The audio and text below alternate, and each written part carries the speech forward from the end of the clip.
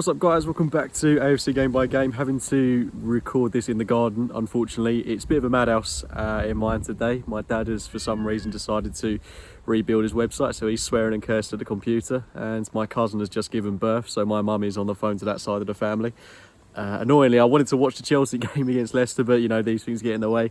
But yeah, my house is absolutely mental at the minute, so I've just come outside to get a bit of peace and quiet after what's been a pretty crazy day. But good win today, really good win. I know some people have got some criticisms about the performance, but I think 2-1 away from home is a really good result against a very good Sheffield United. So Chris Wilder, what he's done with this Sheffield United team is absolutely unbelievable. And to go there, a ground where a lot of teams have slipped up this season. I know they've struggled after the break, but so have we. And to go there and get a result like that, I think is really good, especially at this stage of the FA Cup. We're through to the semi-finals now. We're going to Wembley.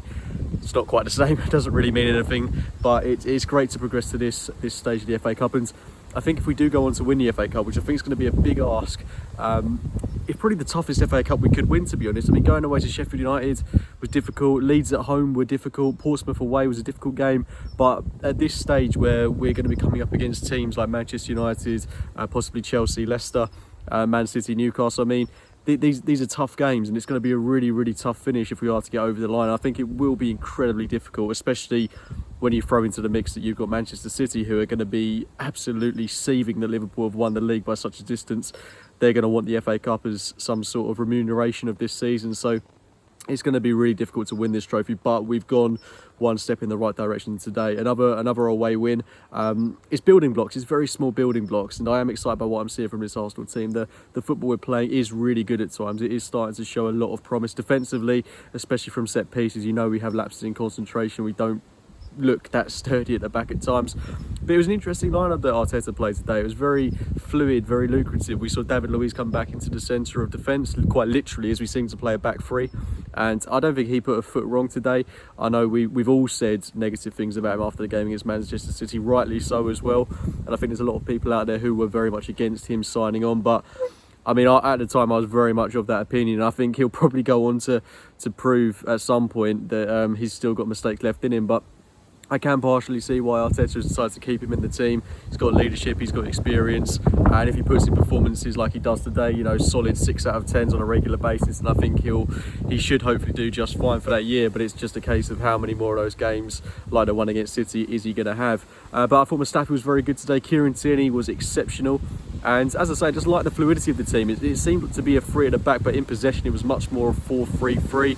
Bukayo Saka in the midfield, Kolasinac filling in at left back, and then Kieran Tierney, I mean, he just dominated the whole left-hand side of the pitch. I don't know if he was playing left back, left wing back, but he was practically dominant on that left-hand side. He really was good today. Lacazette led the line, also captained the team, did some good things, held the ball up well. But I mean, never looked like scoring, to be honest with you. I'm surprised we gave the penalty to Pepe. I thought, given that Lacazette has struggled for goals since the return of the Premier League, I thought maybe we'd have given it to him, but it wasn't to be. So Pepe took it, definite penalty as well, and he put it away really well. It was a really well executed penalty, and I think one of the ones he got earlier on in this season, I think for his first goal in an Arsenal shirt, was really good. He's an excellent penalty taker, and after we've had a few unconvincing penalty takers, it's really good to see that we've got someone who just is able to stick it in the back of the net from the 6-yard spot. So yeah, I'm really pleased with that opening goal, and then I was pretty much pleased with the rest of the first half. I thought we played some really good stuff. Joe Willock looked good. I thought Pepe, actually, despite the goal, it was actually still one of his really best performances in an Arsenal shirt. He almost had that second opportunity to score. Played some really good football. I thought we did well in the midfield. Xhaka looked good. Don't get me wrong, I was a little bit scared at times when they scored that offside goal, which would have put them 1-0 up at that stage in the game, and then when they had a couple of opportunities which they probably should have scored.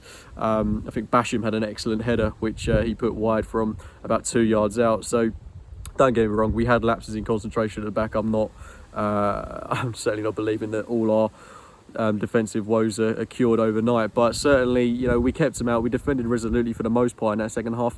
I don't really like that we invite pressure. I can certainly see what we're doing. We're trying to let them onto us, and then we counter on them. But I think it results in mistakes like we had today.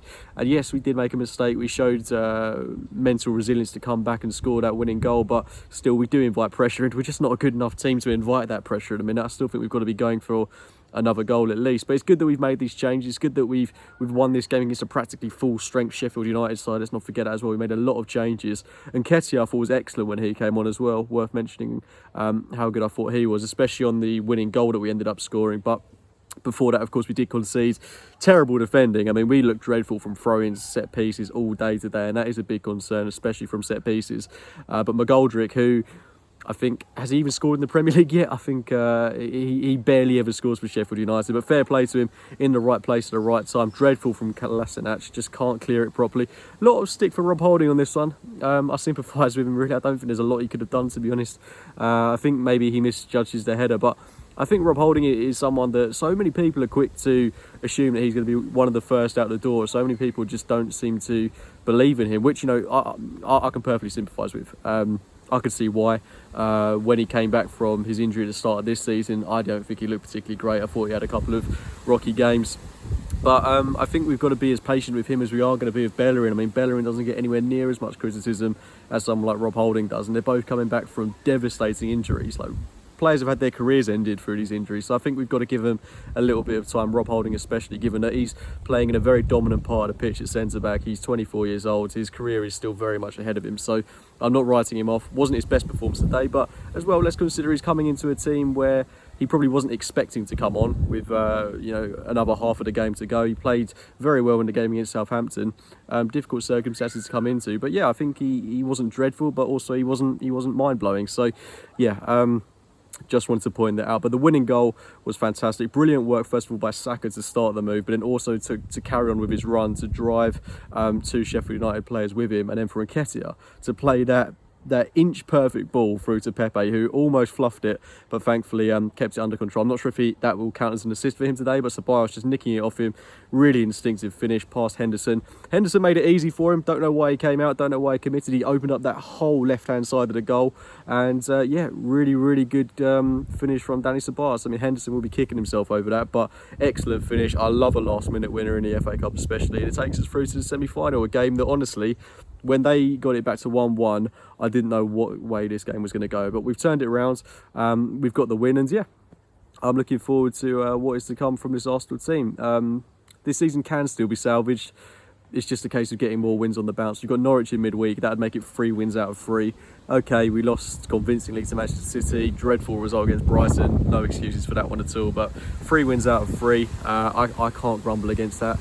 And yeah, I mean, it's against Southampton, Sheffield United, and possibly Norwich if we beat them. But I mean, they all count. You can only beat what's in front of you, and let's not forget we're not a great team either at the minute, so we can't be taking anything for granted. So yeah, looking forward to that game on Wednesday night, 6 o'clock. But yeah, the game's coming thick and fast. I'm loving it. If we carry on playing like we do today, then this can still be an exciting end to the season. But for now, I'm not thinking about top 6, top 7. I'm not thinking about. I actually am thinking about the FA Cup a lot, to be honest. I'd love for us to win that, but I'm just taking each game as it comes, relishing Arsenal, getting the results. Love seeing the team win. Love seeing so many academy boys coming through. Worth noting, Maitland-Niles today, I thought he was excellent. Was everywhere on the pitch. It's a real shame that he doesn't want to play at right back, because I think he's pretty decent. He's so athletic, so quick. Has all the makings of a winger or of a right back, but it's going to be tough for him to get into the midfield. I really think with Joe Willock there, with Bukayo Saka playing there more and more, yeah, it's tough to see him staking a claim in there. But all these Hale End boys coming through, how many other sides can say that they're getting all these products through direct from the academy that have been at the club since they're 6 years old? We had, what, 3-4 in the team today? Yeah, and 2 of them scored against Southampton as well. It's fantastic. It's brilliant to see. But it's getting really windy out here now, so I'm going to leave it there. Drop a like on the video if you've enjoyed it. Let me know your thoughts on the game in the comments box below. Subscribe if you're new. As always, I'll speak to you very soon. See you later, guys.